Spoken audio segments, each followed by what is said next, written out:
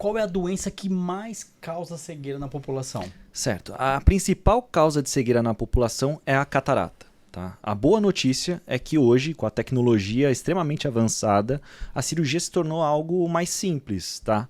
Então, a gente consegue devolver a visão para o paciente de uma forma bem interessante e nessa cirurgia a gente consegue, inclusive, até eliminar o uso dos óculos do paciente.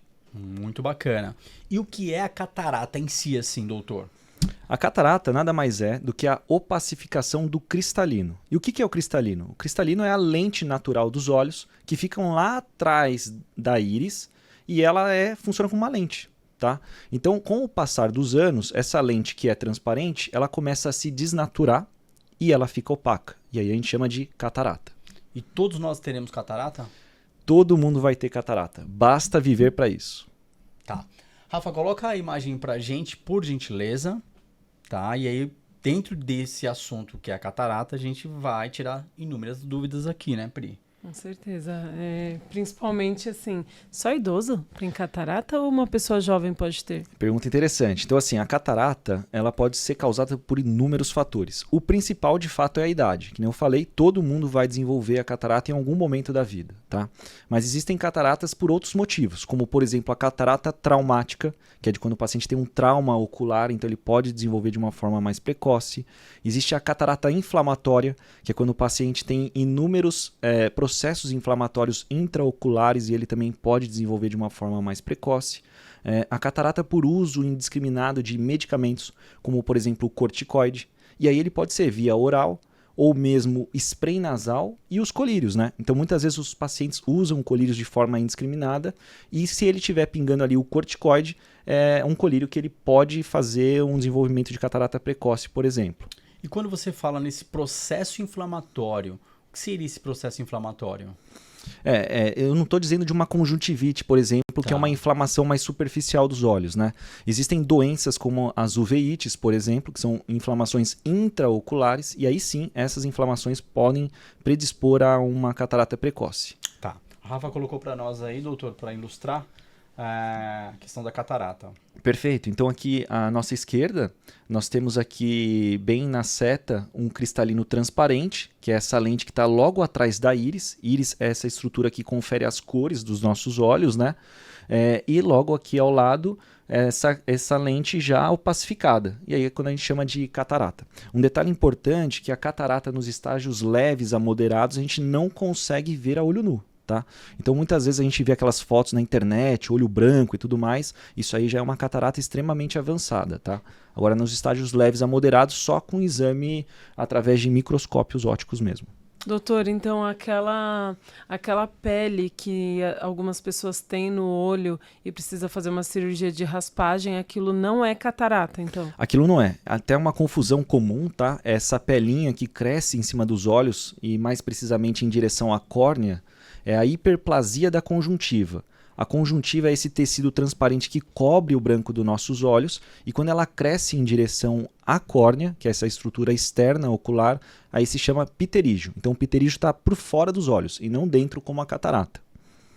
Perfeito. Muita gente confunde isso, Rê. É bastante frequente. Eu mesmo iria... Eu também sempre achei que isso fosse catarata, né?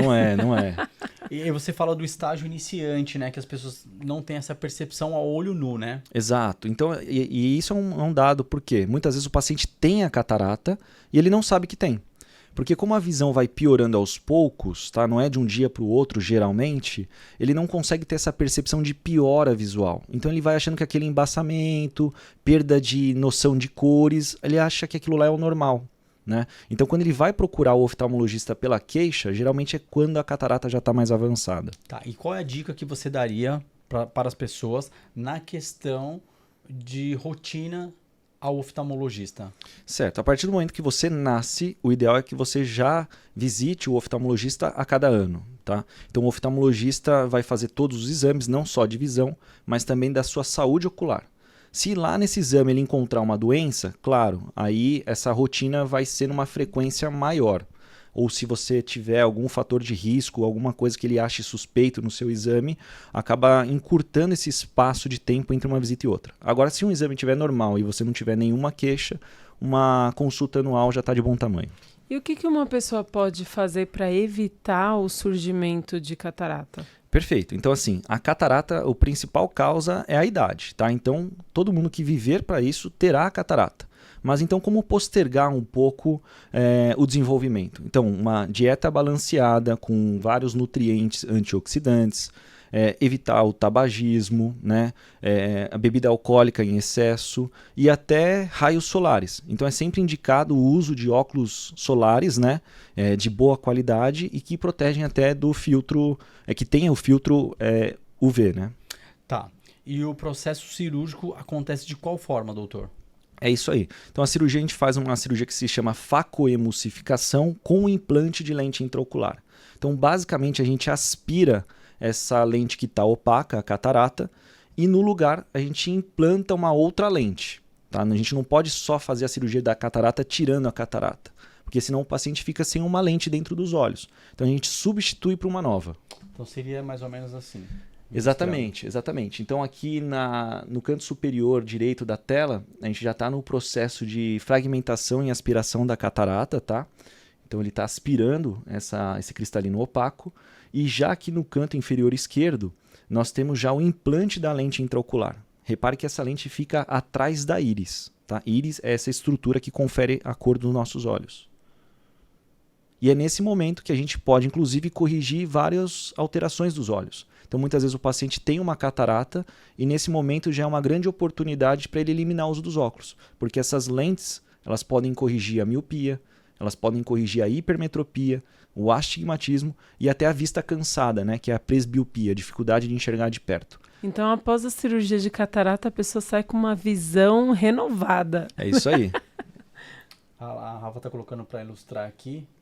Então seria o que você falou, onde tem a cor dos olhos. Atrás da cor dos olhos, né? Então o cristalino natural dos olhos humanos, ele fica atrás da íris. Então atrás dessa estrutura marrom, né, que temos ali, atrás dela que está o cristalino. E a íris seria essa parte marrom, hein? A íris seria um marrom, tá? E tem pacientes que têm verde, tem pacientes que têm azul, no caso isso daí é marrom. Mas o cristalino ele fica atrás da íris, de fato. E catarata geralmente nos dois olhos, doutor? Sim, geralmente acomete os dois olhos. É raro as exceções. Pode acontecer de forma assimétrica, às vezes um olho com mais, outro olho com menos, mas quando é da idade, geralmente os dois olhos já estão com catarata, né? Agora, se for, por exemplo, aquela catarata traumática que eu te falei, puxa, às vezes ele teve uma pancada em um dos olhos. Aí aquela catarata vai ser mais assimétrica, mais de um olho só. E quando a pessoa tem catarata nos dois olhos, ela já pode remover de uma vez só nos dois olhos? Nós não recomendamos a cirurgia de uma forma conjunta. Então a gente sempre opera um olho, né? Espera essa recuperação, que é rápida, tá? Coisa de 7, 15 dias, e a gente já pode operar o segundo olho. E quais são as cautelas pós-cirúrgico? Primeira coisa é o uso correto dos colírios, tá? Então a gente prescreve para o paciente colírios de antibiótico para evitar infecções oculares e também de anti-inflamatório, tá? Então isso é importante seguir à risca. E além de tudo, eu falo de 3 regras básicas iniciais. Número 1, não pressionar os olhos. Ou seja, não pode dormir em cima do olho, não pode esfregar os olhos, tá? Número 2, não deixar nada cair dentro dos olhos. Então é bastante importante evitar que qualquer resíduo de poeira ou sujeira de ambientes externos, enfim, água contaminada, caia dentro dos olhos, tá? E o terceiro também é atividades físicas intensas. Então, musculação, correr, yoga, pilates, ou movimentos muito bruscos assim, a gente pede para ter maior cautela no pós-operatório. Então, 7 dias, repouso total. Exato. Fica vedado o olho? Não tem essa necessidade, tá? Eu deixo sempre o paciente com um acrílico transparente grudado no rosto mesmo, mas à noite, na hora de dormir. Tá? Então, porque às vezes à noite, mexendo ali na cama, a gente pode pôr a mão ou pode amassar ele ali no travesseiro, enfim. Eu deixo mais como um fator de proteção a mais à noite. Mas durante o dia, o paciente acordado, ciente que acabou de operar, ele não precisa deixar o olho tampado, não.